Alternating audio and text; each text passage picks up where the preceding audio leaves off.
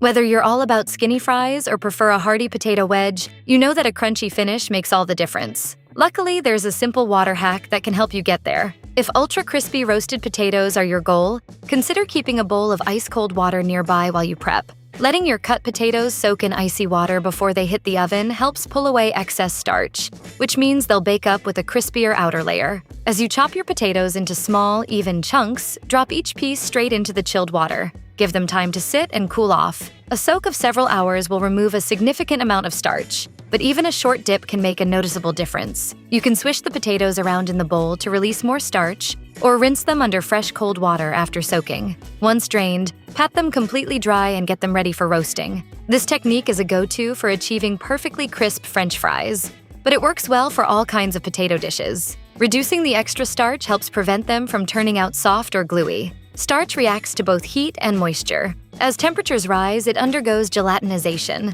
a process where the starch granules swell, rupture, and thicken. That reaction is what can give potatoes a sticky, pasty texture. Starting them off in icy water may help tighten those starch structures before cooking, giving you a better shot at that golden, crispy finish.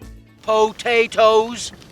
Boil them, mash them, stick them in a stew. An overload of starch can also interfere with even cooking, especially if it's gathered more heavily in certain spots. Cutting back on that starch doesn't just boost crispiness, it also helps the potatoes cook more consistently. For the best results, be sure to slice your potatoes into uniform pieces. If some chunks are thicker than others, the bigger ones may stay underdone while the smaller ones risk overcooking or burning. Cold water isn't only helpful for achieving extra crunchy roasted potatoes, it's also great for prepping ahead. Once potatoes are cut and exposed to air, oxidation begins. While this doesn't ruin them, it can cause gray, brown, or black discoloration that isn't very appealing. A soak in cold water not only reduces surface starch before cooking, but also keeps the potatoes hydrated and visually fresh. After slicing, transfer the potatoes to a container with a tight-fitting lid and pour in enough cold water to fully submerge them. Seal the container and refrigerate it. As they sit, the water acts as a barrier, limiting the potatoes' exposure to oxygen and helping prevent unwanted color changes. Stored this way, cut potatoes will keep for roughly a day.